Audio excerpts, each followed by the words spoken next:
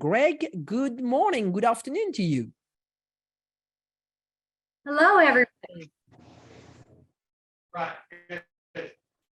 Wonderful to see you. Jeff Hammond's coming in right now.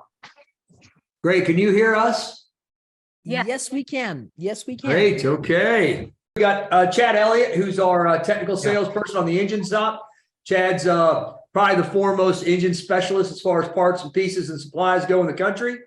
Got Brian Creech, general manager here at SRI. He's an expert in the industrial supply world as well as all your race parts. Kevin Storms, been in the business 25 years, formerly Hutchinson Pagan, and then CV Products. Then he's found his forever home here at SRI.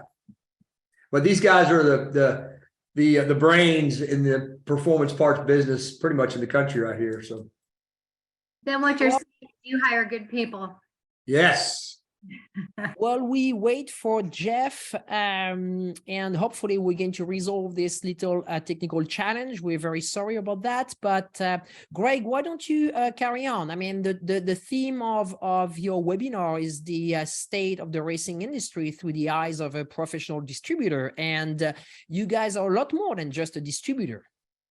Yes, absolutely. We we've kind of created this little niche for ourselves in motorsports. It's not created. We've kind of adapted to some very, very good, strong companies in the past. And we've continued to grow and morph and just kind of build this brand that I think is helping racers across the country and the globe. Actually, we do a lot of business internationally. That's why I kind of was excited to hear Fernando's story.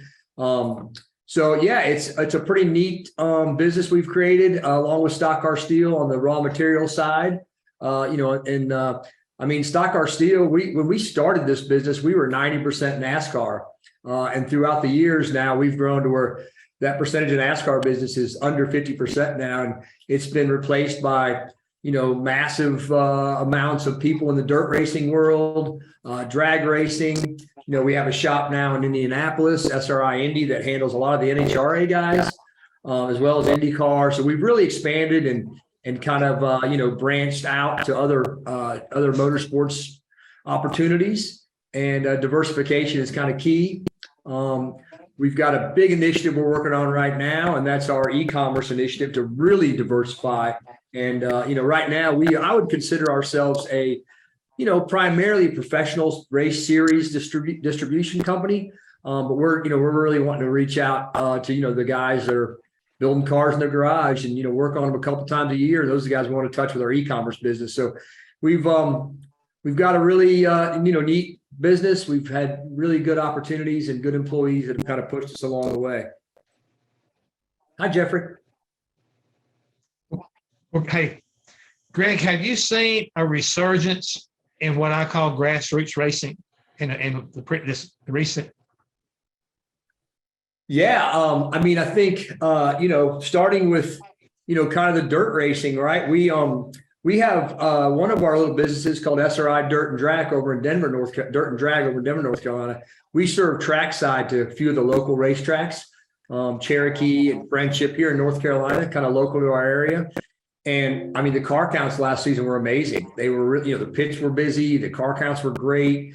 As far as our sales goes to these, kind of grassroots, smaller race teams who are still, professional, and they still, they want to win and they don't mind spending money to win. And they've been, just been nonstop. We had the best year of our lives in 2022 in a career of our business. And, while the stands might be suffering a little bit as far as, the people that want to just bring their family out to watch a race, and, the economy, whatever you want to call it, might have dampened the stands a little bit. But as far as the car counts, the racers go, they're still strong.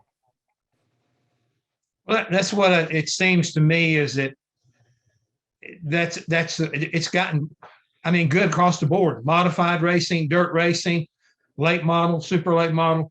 It seems like it's making a resurgence around the country.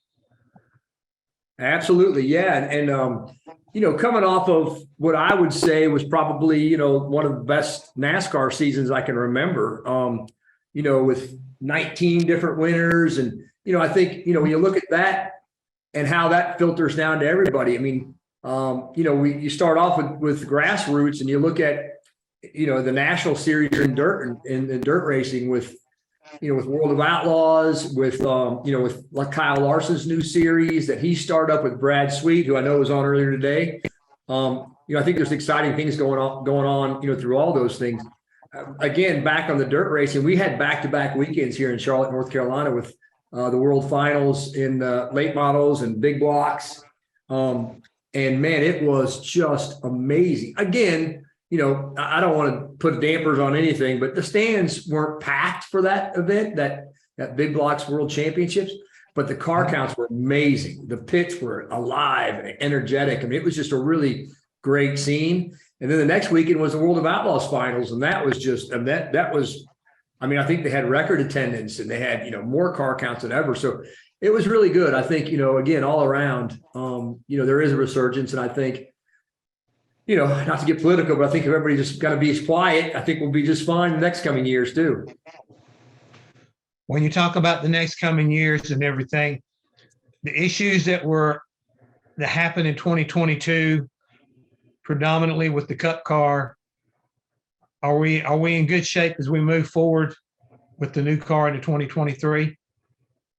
Absolutely. I would say, there was, of course, what Jeff's talking about is there was some concern about hits and concussions and what happened there. And I think, given that was that first year of that car, I would say the car did fantastic. Again, back to the competitive racing, you had 19 different winners. I don't think anyone can say that watching those races weren't entertaining. They were entertaining.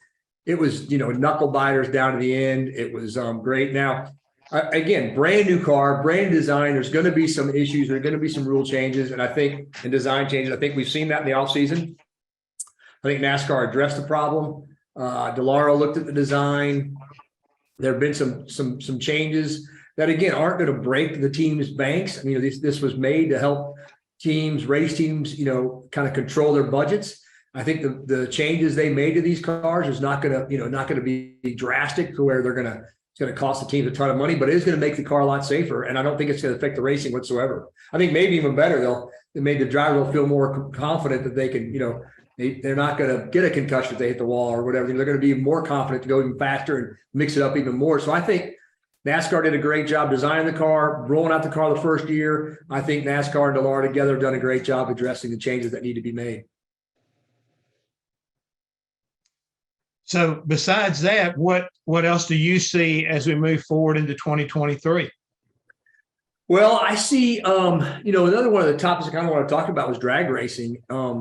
We've got our shop up there in Indianapolis, SRI Indy, and they handle those guys. And, the NHRA, they had a little bit of a lull in their, during COVID, as like everybody else did. They seem to be coming back pretty strong too. So, I've got a good friend of mine who started a chassis company up there, Joe Fitzpatrick, Performance Built Race Cars, and they are really, they have a backlog like they've never seen before. They are really backlogged. They are building the heck out of cars, and which is great news for the sport. So I see, NHRA, being as strong as ever next year. Again, with Larson's new series and in sprint cars, with World of Outlaws, I see those being really strong. And I think, NASCAR are going to continue to kick butt and draw in more and more visitors, more viewers, and have great competitive racing. So I think, the state of racing, and as far as we're concerned, is great right now. And I think 2023 is going to be better. What about the new venues? Are you getting a lot of buzz about Chicago already? I know the buzz when it's coming from North Wilkesboro about what's going on there. And recently the announcement of how close they are in Nashville at the old fairgrounds there, that, these racetracks, and I guess you might say the idea of bringing something back or making it better than what it was, if that can be done this upcoming year, is there. I think having the Clash in LA proved that, mixing it up a little bit in these new venues does nothing but add energy and adds power. I thought that Clash in LA was one of the best things I've ever seen happen in the sport. It really brought in a lot of energy, a lot of new fans. And the same exact thing I see happen in Chicago. Again, I think it's going to be monumental for the sport to have that street race in Chicago. Not to talk negative, but back when the Chicagoland Speedway was open, I have a lot of friends in Chicago, and we would go to Chicago for the race, and we'd go a few days earlier and stay in Chicago. My friends would be, "What are you guys doing here?" "Oh, we're here for the race." Like, "Oh, there's a race." These are sports fans. Like, "There's a race here this weekend." Like, it just, being in Joliet, people just didn't know. All my friends in Chicago know about this race now. They've done a great job promoting it in the streets of Chicago. Is going to be amazing. You mentioned Wilkesboro. What they did for there is that's just so cool. And that's going to be, is that where they're going to have the All-Star race? Is that right? I mean, think about that, the All-Star race in Wilkesboro. I mean, I'm a big short track fan, and Chad's kind of a historian race guy too. And I think, everybody here are race fans, and I think we're all really excited about, the changes they made. It was a great point, Jeff. I think, that's going to really be, and again, I feel like, what happens with the Cup Series seems to just flow down to all racing. I mean, we've got the Snowball Derby coming up, and there's a bunch of Cup drivers that are signed up to race that Snowball Derby. That's going to be fantastic. Yeah, and the thing is, they're either going to, if they can race it, I mean, they're going to go up against pretty tough short track racers that ain't going to take too kindly of them taking their spot. So they got to bring their A game if they want to make the race. I mean, that's what's amazing. That's what makes it so great when these Cup guys go down and race with these late model guys who are kings at those tracks. They find out it's not so easy. Yeah, you got that right. I mean, and I think the thing that here again, and the reason why I say the Grassroots deal, that with Flow Racing and a couple other networks that are kind of coming online, they're giving us an opportunity to see sprint cars, late models, and modified. So I mean, it's like we're being exposed for the first time on television, on a steady diet, to be able to get and look at some of these races that are going to go on a Friday night and Saturday night, thousands of miles away from you because of these networks that are coming and stepping up. And I think exposing the new fan to some local racing. Exactly right. I mean, it's it's neat when, we'll go be at a Cup race and, be in Stenhouse's bus or something. And they're all glued to their computers watching streaming racing, some little dirt race in some little town in Iowa. They're all just glued to their, watching their computers streaming a race, going on somewhere, some local little dirt track. And it's great to see. And the more of that, the more that we can do that, the more that, the media can use that, drive out that media to all the other people, the race fans, the better. So with your guys there in the room, have y'all got an opinion on any of this here? You see things that have been kind of like, turning your head in 2022 that you didn't see the year before? Well, I'd like to add, we was reiterating the race last year in LA Coliseum. The very next race was the Daytona 500, which I believe was the biggest race in the history of NASCAR. We go down every year to New Smyrna Speedway with a whole truckload of parts. We're down there for weeks. The buzz that was generated last year at the short track level for NASCAR was incredible. So that was cool to be a part of and to see it go back and forth from grassroots to the top level. People are watching. Chad, do you think that was because people, when they saw what happened in the Coliseum there, automatically they thought about Bowman Gray, and that's why they run stock cars? I mean, it was a good reach back into history to a racetrack that, that a lot of people talked about, but very few people got the opportunity to race on. Yeah, I agree. I think it bridged the gap between sort of a new generation of race fan to an old generation of race fan that raced heat races. You show up on Saturday and you do it all in one day. I think that also helps with the younger, the newer style race fan with a little bit shorter attention span. It may be hard to sit and watch a 500-mile race at one time, not for guys like you and me, but for the new fan. I think that really helped make it easy to get involved and just see how exciting it really is. But also, we got to get people there. I mean, it's one thing to watch it on television, but man, first time my daddy took me to Darlington Speedway for the Southern 500, since that day I've loved racing and I've never looked back. I can appreciate that. That's kind of like the way I got started. Yeah, and you'll get a big kick out of this, Greg. The first time I went to a race and actually worked the race, I was scoring laps in the pits for Tiger Tom Pistone. Oh, yeah. No way. Yep. Look how far you made it, bud. I survived. It was one of those moments in my career, in the history is back then, if they couldn't get enough cup cars, they would bring in Grand American cars, which were the Mustangs, and to fill the field. And that particular Sunday, Richard was out front. I think he lapped the field like 3 times, and that big old Hemi he had started swallowing. Dang it. I think he got down, lapped himself, and wound up winning that race in a Camaro with number 55.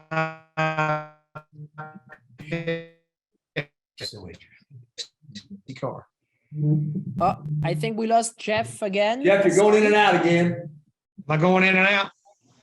Yeah, we were all just saying, dang it, he's so interesting. This sounds like a great story. But we kind of missed part of it. Well, if you got me back, I'll try to put the period on it.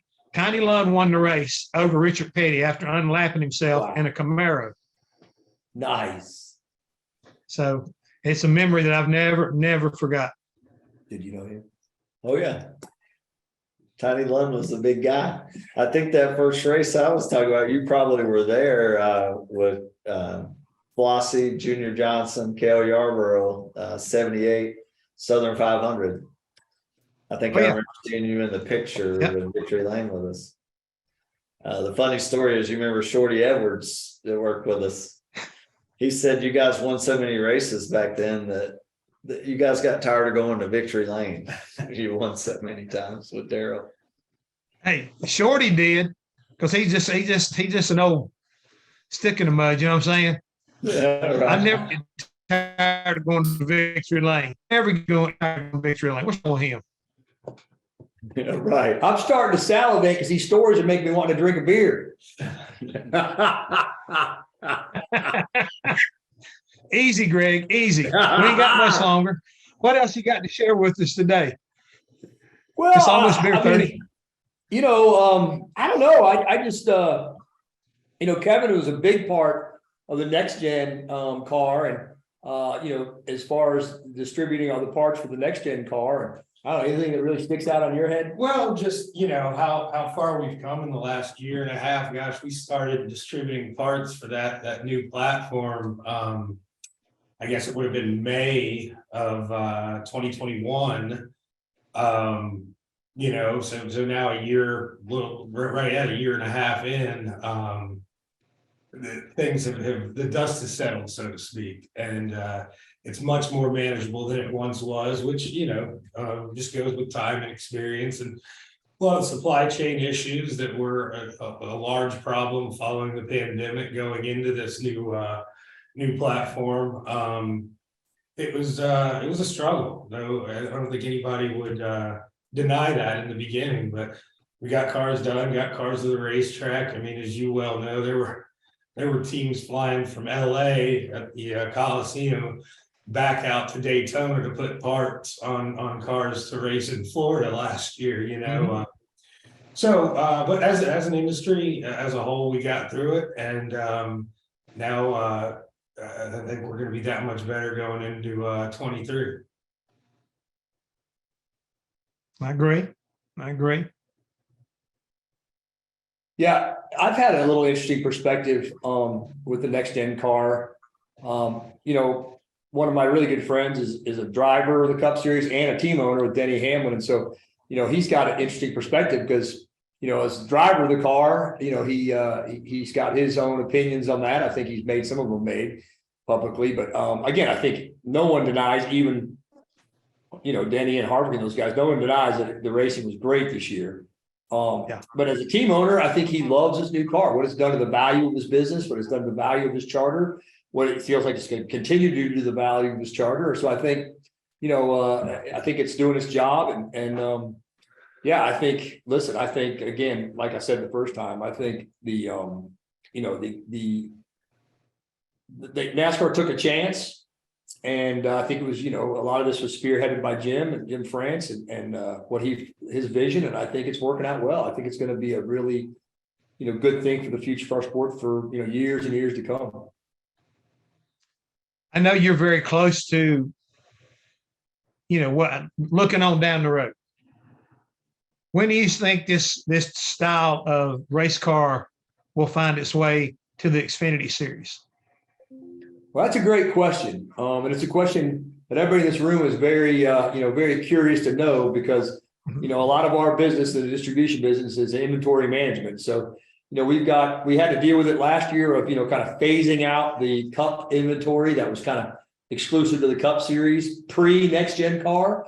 You got to be really careful what you order and when you order it and how much you sell. You don't want to run out. So a team can't race in 21 because ran out of parts, but we couldn't have a ton of 21 parts on our shelves when 22 rolled around.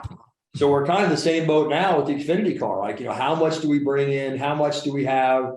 When is the change going to happen? I personally have not heard. What about you? No, I mean, we've heard very little in that regard. And I think a lot of the idea, and this is me speculating, but a lot of the idea was for those Gen 6 parts to trickle down and be able to be utilized in the Xfinity and Truck Series. And, when the big question is when do those parts run out and a change may need to be looked at. So we're on the edge of our seats as well as it sounds like you are to hear what the plans may be there. Well, again, it's like we've seen more changes in NASCAR, not only on the competitive side, but also on, the tracks we're going to, the scheduling. I mean, there's so many things that are positive with the changes that we have seen. You always wonder what's going to be the next big thing. I mean, Chicago is pretty big. I mean, I never thought I'd see a day when we wind up racing stock cars on a street race. And Right. if it comes off successfully, then, it kind of opens up every major city in the country and around the world, for that matter. So it's a huge step to see whether or not it works and, what the end result is and see whether or not this is a future for us. I mean, because every racetrack on the circuit is important, but is it important enough to have to run it twice? Or would we be better off running it once, making it have more value in that respect? I mean, you only play one Masters down in Augusta and everybody wants to go there. So, what I'm saying is if you go to other venues and you wind up opening the door where you can go to a street race in Chicago, maybe a street race in Las Vegas. I don't know, but there's a lot of places around the country and around the world that I think something, if it's put together right, can be pretty historic and huge. Absolutely. I don't know how our time's doing, but I know you mentioned the next big thing that might be happening. Something that that we had our ears up, and I even started a little business plan on it and started a little group to kind of focus group to get on it is the whole electric vehicle racing, because that was the buzz for a while there in every professional series. NHRA, of course, Formula One has it, NHRA, IndyCar, NASCAR, Rally Car. And so, we really started to, gear up on the EV racing. What kind of supplies we need to have in stock for that? But it seemed to cool a little bit right now. I don't know. I think, people are kind of, I think that momentum has slowed down a little bit. Our ears are still open. We're still preparing, for that future, if that, when and if it comes to us. So, but, I think there's some challenges with batteries racing that fast for that long, I think. Yeah, I think Greg brings up a good point where we work in NASCAR at the higher levels of racing. And a lot of the technology, a lot of the things that we learn, we can kind of bring that down to the grassroots level of racing, especially on the engine side. So you're looking at changes in the dirt market.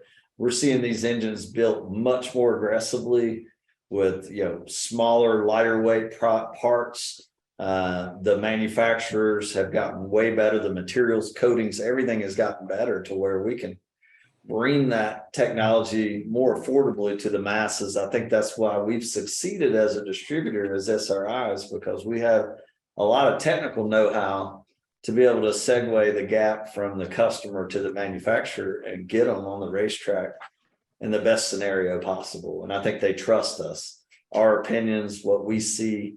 And we're out at the racetrack talking to the competitors. We're in the shops working with the engineers, and all of those things make us a better distributor for the customer in the long run. Well, you are the best, and we really appreciate your time here this afternoon. Thank you for being a part of Epartrade as well as Race Industry Week. And Francis, I think you'd want them to sit around just for a little bit as we get ready to move on.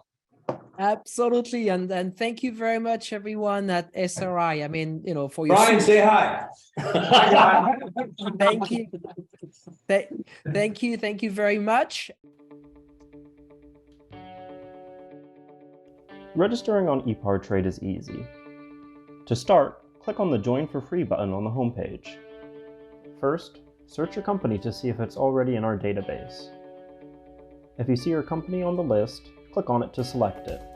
Then, choose Claim Company if you are one of the decision makers, an owner, marketing person, or main company contact. Or choose Join Company if you are an employee, and press Continue. If you couldn't find your company in our database, select Register a New Company. On the following page, fill out your name, email, phone number, job title, and choose a secure password. If you chose Register a New Company, you'll need to choose your business type. Select Supplier if you're looking to display products or services and connect with buyers. Choose Racing Business if you're looking to source new parts and connect with suppliers. Choose Race Team if you own or are a member of a professional race team. Then, enter your company name. Please provide a website, Facebook page, or LinkedIn if you have one, and choose to either claim or join the company. You can view and agree to our terms of use here. If you'd like to receive our weekly newsletter, choose Accept. Finally, click Register Now and your registration will be submitted for approval. An email will be sent to your inbox. Please confirm your email address and you will be approved shortly. Welcome to Epartrade.